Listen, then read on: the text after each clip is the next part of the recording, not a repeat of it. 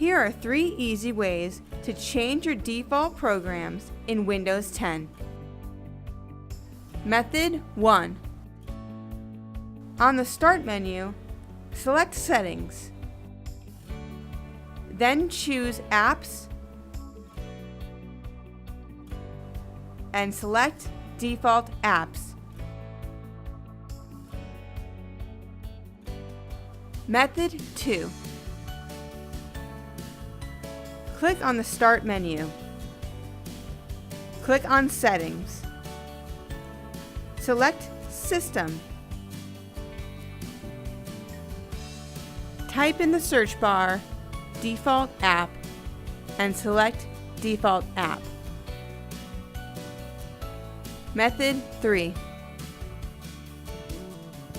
Click on File Explorer. Go to C drive.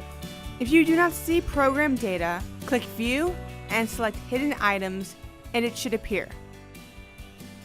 Open an Excel or Word document by right-clicking and selecting Open With. If the application is available and selected, check the box and click OK. If you do not see the application, select More Apps and click Look for another app on this PC.